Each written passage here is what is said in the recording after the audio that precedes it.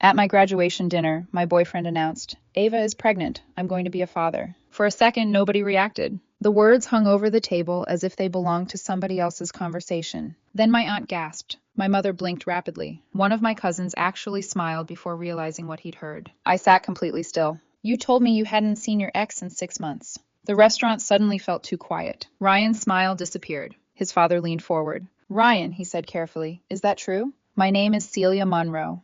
I was 24 years old when my law school graduation dinner turned into the night that ended my relationship." Looking back now, the warning signs had been there for months. I just kept finding reasons not to look directly at them. 3 years of law school had taught me how to analyze evidence, spot contradictions, and question assumptions.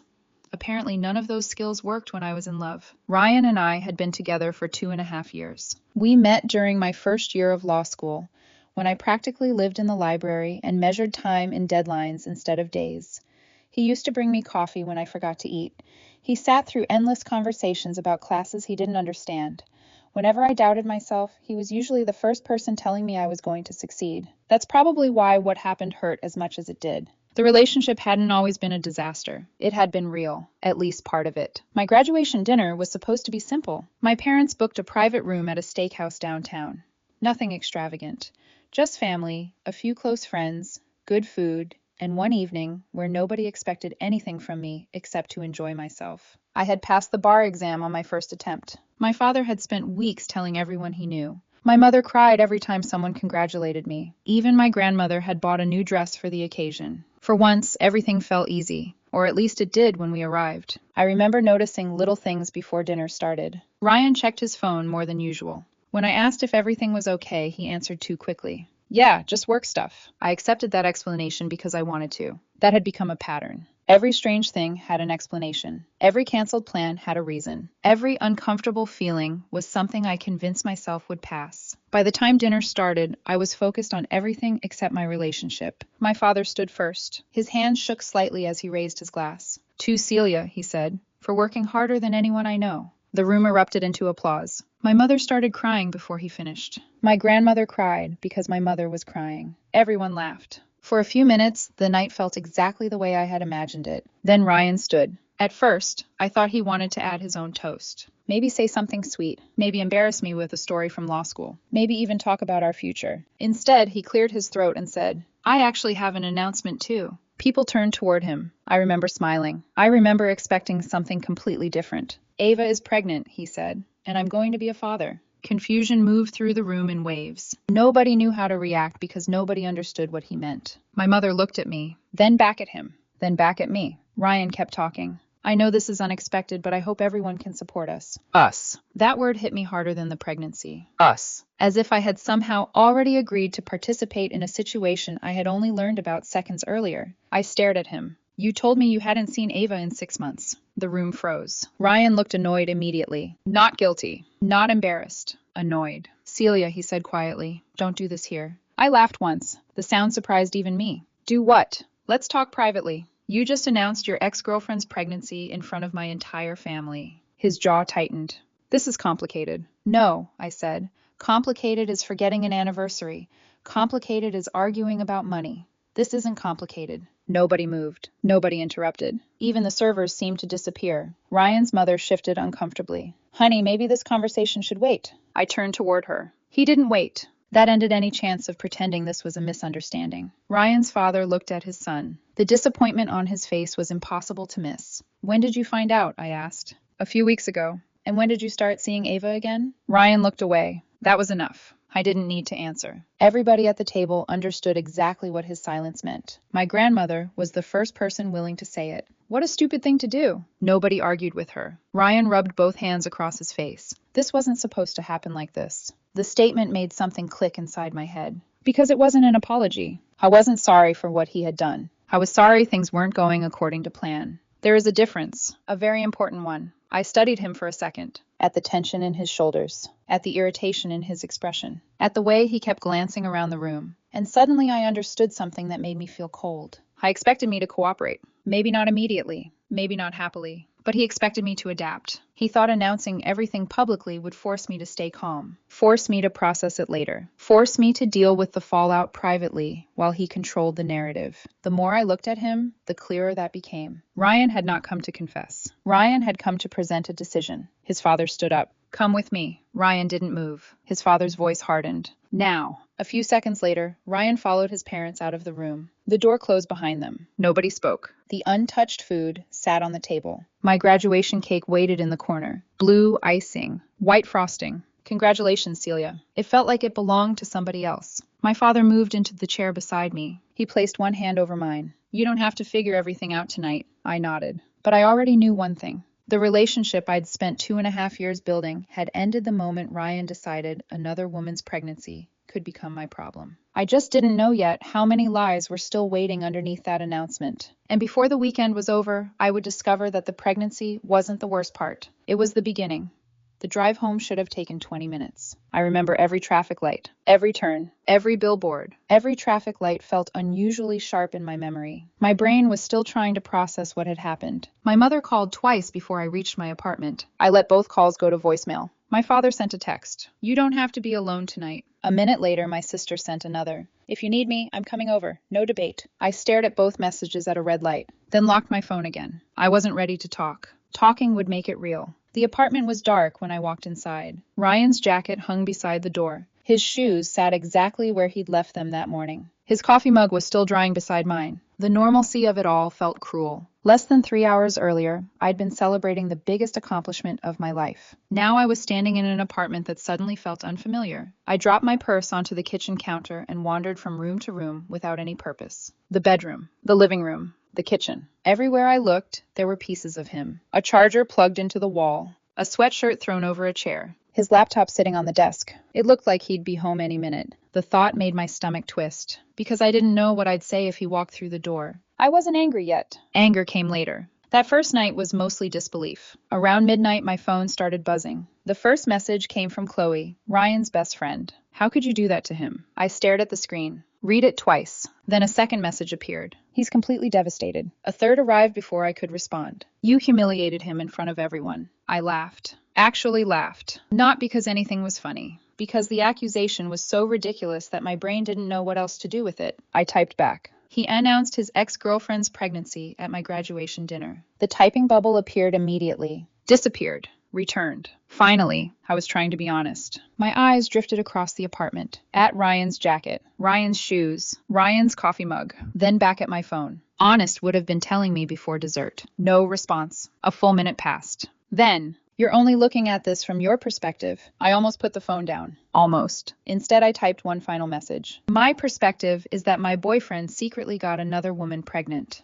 After that, I blocked her. 10 minutes later, a text arrived from an unknown number, then another, and another. Apparently, Ryan had spent the evening gathering supporters. One person called me selfish. Another called me cold. A woman I'd never met informed me that real partners stand by each other during difficult situations. I wondered if she'd still feel that way after discovering the difficult situation involved another woman carrying her boyfriend's baby. By 2 in the morning, my phone was on silent. Sleep never came. Every time I closed my eyes, I saw Ryan standing beside my graduation cake, smiling, talking about a future he had already planned without me. The next morning, sunlight spilled through the blinds far earlier than I wanted. I made coffee. Didn't drink it. Made toast. Didn't eat it. Eventually, I sat at the kitchen table, staring at the wall. Around 10 o'clock, somebody knocked on my door. 3 sharp knocks. Confident. Impatient. I already knew who it was before I looked through the peephole. Ryan's mother. Of course. I opened the door, but stayed in the hallway. She immediately stepped forward. "Celia, we need to talk." There wasn't a trace of sympathy in her voice. Only irritation. She sounded like she had already decided I was responsible. "What do you want?" Her mouth tightened. "I want to understand why you thought humiliating my son in front of everyone was appropriate." I blinked. For a second, I honestly thought I'd misheard her. Then I realized she meant every word. "Your son got another woman pregnant. He made a mistake." I stared at her. A mistake. As if he'd forgotten milk at the grocery store. As if he'd missed an appointment. Not carried on a secret relationship for months. Not detonated my graduation dinner. "A mistake?" I repeated. "Yes. He lied to me." I was scared. "He cheated." I was confused. I laughed. That finally slipped out. Not a happy laugh. The laugh escaped before I could stop it. Ryan's mother folded her arms. Relationships are complicated. Sure, I nodded. Which is exactly why he should have told me before making a public announcement. For the first time, she looked away, only briefly, but long enough. A crack. A small one. Still noticeable. Ryan was trying to find the right moment. The right moment? I repeated. My graduation dinner. She didn't answer. Instead, she tried a different approach. Celia, you're young. You'll move on. The statement landed harder than she probably intended. The comment bothered me for a different reason. It revealed exactly how she viewed the situation. Ryan was facing hardship. Ryan needed support. Ryan deserved understanding. Meanwhile, I was expected to absorb betrayal gracefully because my future still looked promising. I opened the door wider. I think we're done here. Her expression hardened. You're making a mistake. No, I met her eyes. I made the mistake 2.5 years ago when I started dating him. The conversation ended right there. She left furious. I closed the door, locked it, and stood there for a long time afterward. The apartment was silent again, but something had changed. The shock was starting to wear off. Questions were taking its place, not questions about whether Ryan had betrayed me. That part was obvious. Questions about how long it had been happening, how much he'd hidden, how many conversations had taken place behind my back, how many times he'd looked me in the eye and lied without hesitation. The more I thought about it, the less sense the dinner announcement made. Nobody wakes up one morning and decides to reveal a pregnancy in front of 14 people. That kind of decision takes planning, which meant there was more, much more. And less than 48 hours later, Ryan's father would call me and confirm exactly how much I still didn't know. Ryan's father called Monday morning. His name sat on my screen long enough that the call nearly went to voicemail. Part of me didn't want to answer. The other part already knew this wasn't a casual check-in. 2 days after the dinner, there was only one reason Ryan's father would be calling me. I answered. Hello? Celia. He sounded exhausted. Not the kind of tired that comes from missing sleep. The kind that comes from having the same argument over and over until you stop believing anybody is listening. Mr. Carter. There was a pause. Then he sighed. I owe you the truth. I sat down immediately. Something in his voice made me feel like I should. What happened? For a second, all I heard was his breathing. Then, Ryan told us everything. My stomach tightened, because people only use the word everything when the situation is worse than you thought. And it was. Much worse. Ryan hadn't reconnected with Ava a few weeks before the pregnancy. He hadn't reconnected with her a month before. According to his father, they'd started talking again in February. At first it was messages, then phone calls, then lunches, then entire weekends. While I was studying for exams, while I was interviewing for internships, while I was building what I thought was our future, Ryan had quietly started building another one. The strange thing was that none of the details shocked me individually. What shocked me was how perfectly they explained the last few months. The canceled plans, the nights he disappeared for hours, the constant phone checking, the growing distance. I remembered dozens of moments I'd brushed aside because I trusted him. Now every one of them looked different. His father kept talking. I barely interrupted. At some point, he said something that made me stop pacing. The dinner announcement wasn't spontaneous. What? He'd been talking about how to tell you for weeks. I stopped moving entirely. Weeks, not days. Weeks. Every date, every movie night, every normal conversation we'd had recently, all while he already knew. All while he was deciding how to present another woman's pregnancy as a situation I should somehow accept. A cold feeling settled in my chest, because suddenly the dinner made sense. Not emotionally, strategically. Ryan hadn't lost control. Ryan had chosen that moment. My graduation. My family. My celebration. A room full of people where I was unlikely to cause a scene. A room where politeness would work in his favor. The more I thought about it, the uglier it became. What exactly did he think was going to happen? I asked. His father didn't answer immediately. When he finally spoke, he sounded almost embarrassed. I think he believed you'd eventually adapt. Adapt. Like he'd changed apartments. Like he'd switched jobs. Like he'd adopted a dog. Not secretly maintained another relationship and gotten someone pregnant. I sat down again. The apartment suddenly felt smaller. The walls closer. The air heavier. He actually thought that? Yes. The answer came without hesitation. That hurt more than the affair itself. Because cheating is reckless. Selfish. Cruel. But this? This required planning. Ryan hadn't simply betrayed me. He'd expected me to absorb the betrayal and keep going. As though my feelings were an obstacle he'd eventually negotiate around. After the call ended, I sat at my kitchen table staring at nothing. The coffee beside me had gone cold. The apartment was completely silent. Then a thought crossed my mind. A simple one. Document everything. Maybe it was the lawyer in me. Maybe it was instinct. Maybe I was finally done doubting myself. Whatever the reason,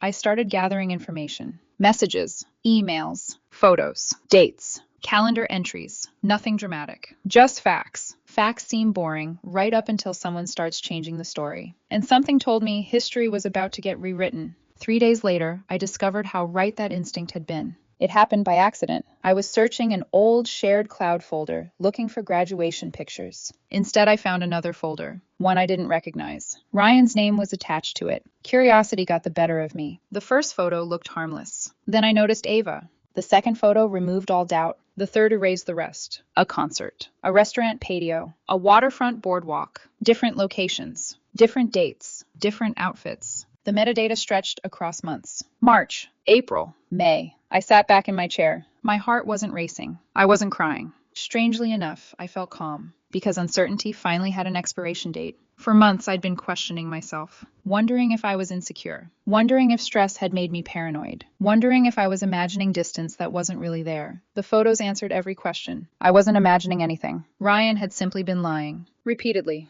consistently, confidently. The photographs didn't create a new reality. They confirmed the one that already existed. I saved copies, organized them, backed them up, then closed the folder. I had no interest in posting them online. No interest in revenge. No interest in humiliating anybody. What I wanted was protection, because something told me this situation wasn't finished. I was right. A week later, a lawyer's letter arrived in my mailbox. And the moment I opened it, I realized Ryan's family had decided to make a terrible mistake. The letter arrived on a Thursday. I'd just finished my first week at the law firm. By that point, my days were a blur of client files, research assignments, and trying not to look like the newest person in the building. The work helped, not because it erased what happened. Nothing was doing that. But there were stretches of time when I wasn't thinking about Ryan. Hours where my brain was occupied by deadlines instead of betrayal. That alone felt like progress. Then I opened my mailbox. A formal envelope sat between a grocery flyer and a utility bill. The return address belonged to a local law office. I recognized the firm immediately. Nothing prestigious, nothing especially aggressive,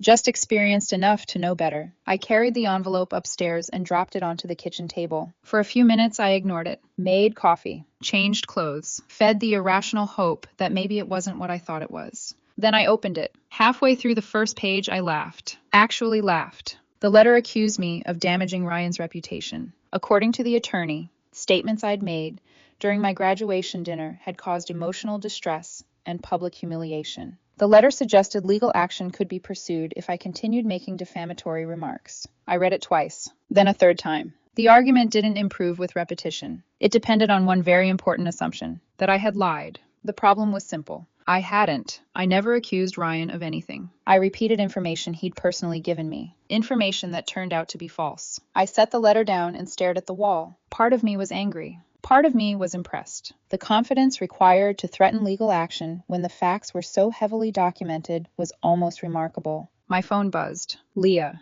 I answered immediately. Please tell me you're calling because you adopted a puppy. What? If this isn't a puppy emergency, I'm busy pretending to be a competent attorney. She laughed, then heard something in my voice. What's wrong? I told her about the letter. The reaction was immediate. Wait, a pause. Ryan is threatening legal action? Apparently. Another pause. Then, that's one of the dumbest things I've ever heard. Thank you. You're welcome. I smiled despite myself. Leah had a talent for making ridiculous situations sound exactly as ridiculous as they were. After we hung up, I spread everything across my dining table. Screenshots, photos, messages, dates, witness names, the pregnancy announcement, the timeline, everything. The more organized it became, the more absurd the letter looked. Ryan had a story. I had evidence. Those aren't equivalent things. The following morning, I drafted a response. Professional. Brief. Polite. I didn't insult anyone. Didn't threaten anyone. Didn't try to be clever. I simply explained that truth is an absolute defense against defamation. I noted that multiple witnesses had been present. I referenced documentation supporting every factual statement. Then I ended with a sentence that politely invited them to continue the matter through formal legal channels if they wished. I mailed it certified, and then I went back to work. For several days, nothing happened. No follow-up letter. No lawsuit. No dramatic escalation. The silence was almost suspicious. Then Sunday evening, Ryan's father called again. I answered on the second ring. Hello, Celia. He sounded exhausted. More exhausted than the previous time. I'm guessing this isn't a social call. A tired laugh escaped him. No. I leaned back against the couch. What happened? I received a copy of your response. Then you know the legal threat wasn't going anywhere. Yes. Another sigh. I knew that from the beginning. That answer didn't surprise me. I was the only person in Ryan's family who seemed interested in reality. My wife disagreed. There it was, the missing piece. Ryan's mother hadn't let the situation go. If anything, she seemed determined to convince herself that everyone else was responsible for Ryan's decisions. I'm sorry you got pulled into all this, he said. You didn't create it. No, I replied. I didn't. Ryan did. The certainty in his voice caught me off guard. For a few seconds, neither of us spoke. Then he cleared his throat. There's another reason I called. I already knew what was coming. Maybe because I'd been expecting it. Maybe because every story like this eventually reaches the same point. The person who caused the damage wants one last conversation, one last explanation, one last opportunity to make sense of things. Ryan wants to talk to you. There it was. I closed my eyes briefly. When? I was hoping sometime this week. I stared out the window. Traffic moved slowly beneath the streetlights. People carried takeout bags home. Life kept moving, mine included. Why? His father hesitated. I think he wants to explain himself. Explain. The word explain sounded harmless. Experience had taught me otherwise. Still, part of me was curious. Reconciliation wasn't even part of the conversation anymore. That possibility had died at the graduation dinner. What I wanted was understanding. I wanted to hear how somebody convinces himself that months of deception will somehow work out. I wanted to understand the thought process. Not because it would change anything. Because unanswered questions have a way of lingering. Finally, I exhaled. One conversation. His relief was immediate. Thank you. Public place. Of course. And this isn't about getting back together. I understand. After the call ended, I sat quietly for a while. Across the room, several boxes containing Ryan's belongings were stacked neatly against the wall. I'd packed most of them already. His books, his clothes, random chargers, pieces of a life that no longer fit inside mine. The sight didn't hurt the way it once had. Mostly it felt temporary, like luggage waiting for pickup. 3 days later, I would sit across from Ryan in a small coffee shop and finally hear the explanation he'd been trying to give everyone except the person who deserved it first. I got to the coffee shop 10 minutes early. I'd spent most of the drive debating whether I should cancel. But I'd agreed to the meeting, and I wanted a few minutes to settle my thoughts before he arrived. The place was quiet for a weekday afternoon. A few students sat near the windows working on laptops. Someone in the corner was reading a paperback. Soft music drifted through the speakers overhead. Normal life. Life around us carried on as though nothing had happened. I ordered coffee and chose a table near the back. Then I waited. Ryan arrived exactly on time. For a second, I barely recognized him. He looked exhausted. His hair was longer than usual. His beard was uneven. Dark circles sat under his eyes. He looked like someone who hadn't slept properly in weeks. I wasn't sure whether I felt sympathy or disappointment. Maybe both. He spotted me immediately and walked over. Hi. Hi. He sat down across from me. The awkwardness arrived instantly. Not anger, not hostility, just the uncomfortable reality of two people sitting in front of the remains of a relationship that no longer existed. Ryan stared into his coffee. Thanks for meeting me. I shrugged. Your dad asked. A small smile appeared, then disappeared. Yeah. For a few seconds, he seemed unsure where to start. Finally, he exhaled. I messed up. I waited. He nodded slowly. That's probably the understatement of the year. Still, I said nothing.